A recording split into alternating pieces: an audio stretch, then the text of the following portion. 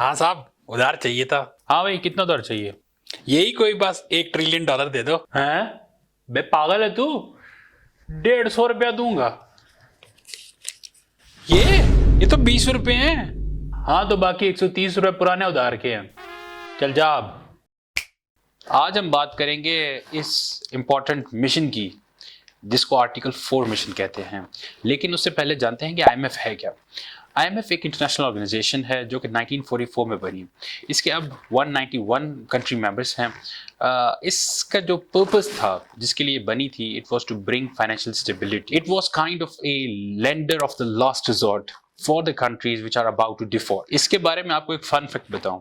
आपके ख्याल से दुनिया का सबसे ज्यादा सोना किसके पास है? इट्स नॉट जापान और any other country, China Russia नहीं है। पहले नंबर पे अमेरिका है, दूसरे पे जर्मनी और तीसरे पे आईएमएफ है।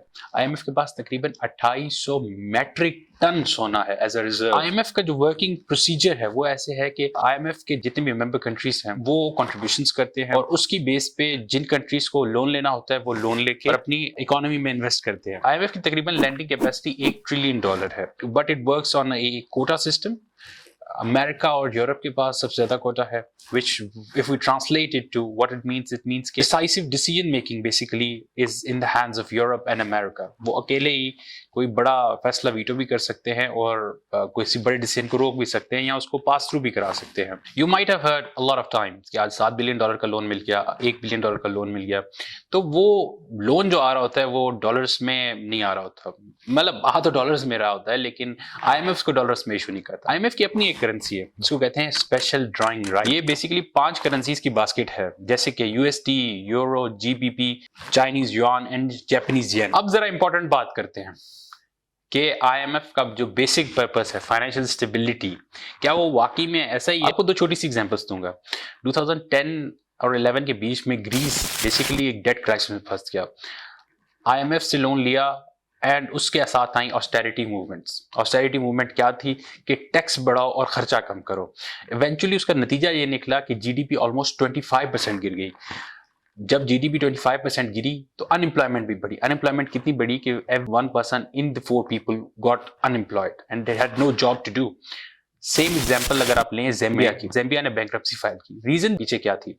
रीजन ये थी कि आईएमएफ लोन देता था, उसके बाद लोन वापस करने के लिए और उसको सूद देने के लिए पैसे चाहिए होते थे। जो लोन था वो बेसिकली इन्वेस्ट नहीं हो पा रहा था जीडीपी के। एक लोन लिया, फिर उसका सूद वापस करने के लिए दूसरा लोन लिया, फिर उस दूसरे लोन का सूद वापस करने के लिए तीसरा लोन लिया।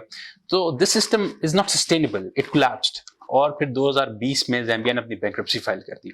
आईएमएफ के डिफरेंट टाइप्स ऑफ कॉन्ट्रैक्ट्स होते हैं जिनके थ्रू वो फंड्स देता है। The first and the most used is the non concessional loan, जो कि पाकिस्तान और इजिप्ट जैसे कंट्रीज के लिए है, इन जिनकी इकोनॉमी इतनी मजबूत है कि दे कैन समवॉट रीपे। फिर आते हैं कंसेशनल लोन्स, ये उन मुल्कों के लिए है जो कि निहायत ही गरीब हों। उसके बाद है flexible credit line. Man categories की डिटेल में नहीं जा रहा, अगर आप जानना चाहते हैं तो कमेंट करें, नेक्स्ट वीडियो इस पे बनाएंगे। अब बात करेंगे उस बारे में जो मैंने इस वीडियो के स्टार्ट में की, the most important mission of IMF, which is Article 4 mission। Article 4 mission होता क्या? पहले हम इसको अंडरस्टैंड कर लेते हैं। Article 4 mission एक किस्म का ऑडिट है जो कि हर मेंबर कंट्री हर साल में एक बार करवाता है। बेसिकली इसमें आपका सारा डाटा लिया जाता है गवर्नमेंट और सेंट्रल बैंक से और उसका एनालिसिस किया जाता है, रिपोर्ट और रिकमेंडेशंस दी जाती हैं और उसकी बेसिस पे डिसाइड होता है कि आपको अगला लोन मिलेगा कि नहीं मिलेगा। पाकिस्तान का लास्ट आर्टिकल 4 मिशन सितंबर 2024 में हुआ और उसके बाद हमारा extended fund facility programme approve हुआ। इससे पहले 2023 और 24 में पाकिस्तान एसबीए एग्रीमेंट, जिसको बेसिकली स्टैंड बाय एग्रीमेंट कहते हैं, ये एक शॉर्ट टर्म प्रोग्राम होता है।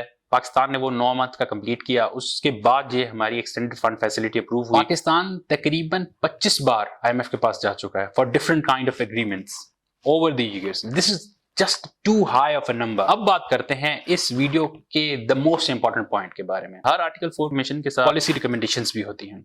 ये वो रिकमेंडेशंस हैं जो कंट्री ने अडॉप्ट करनी होती हैं। सवाल है कि 2026 के बजट में ये रिकमेंडेशंस आम आदमी के लिए क्या फायदा या नुकसान लेके आएंगे। सो लास्ट आर्टिकल 4 मिशन के अंदर पाकिस्तान को 2026 के अंदर ये चेंजेस लेके आनी है। पहली कि 18% जीएसटी उस हर चीज पे लागू होगा जो कि क्लियरली आइडेंटिफाइड नहीं, मतलब एक पॉजिटिव लिस्ट बनेगी और एक नेगेटिव लिस्ट। जो आइटम उस नेगेटिव लिस्ट के अंदर नहीं है उसको 18% जीएसटी देना पड़ेगा। उसके बाद पेट्रोल लेवी को बढ़ा के 82 रुपीस पर लीटर किया जाए। नंबर 3, एग्रीकल्चर में जो मेन प्रोडक्ट्स हैं जैसे कि फर्टिलाइजर और पेस्टिसाइड्स, इनके ऊपर 5% एफईडी यानी फेडरल एक्साइज ड्यूटी अप्लाई की जाए। नंबर 4, एनर्जी की एनुअल और बाय एनुअल जो रीबेसिंग चल रही है वो चलती है, यानी बिजली की प्राइसेस में हर साल इजाफा और गैस की प्राइसेस में हर 6 महीने बाद इजाफा। फिर इसके बाद आता है स्टेट ओन्ड एंटरप्राइजेस की प्राइवेटाइजेशन, जिसका हम एक अमली नतीजा देख भी चुके हैं पीआई के प्राइवेटाइजेशन के साथ। लास्टली इस बार टारगेट मिला है इन्फ्लेशन को 5 और 7% के बीच में रखने के लिए। एक मजबूत इकोनॉमी के लिए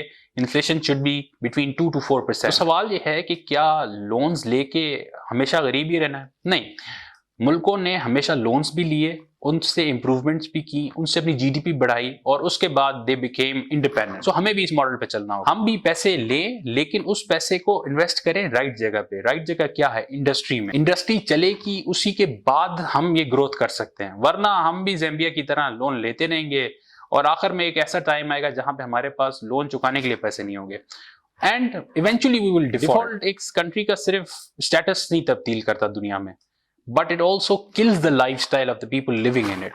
So we have to go forward to improve our economy. GDP को surplus में लेके आए। इस IMF रिपोर्ट में भी requirement है 1.6% of GDP surplus। हम इस टारगेट को अगर मीट करते हैं, eventually over the years we will improve. But the thing is, we should invest in the businesses, not in our luxuries. इस वीडियो का मकसद था आपको उस रिपोर्ट के बारे में बताना जो कि आपकी और मेरी जिंदगी को डायरेक्टली इम्पैक्ट करती है। See you until the next time.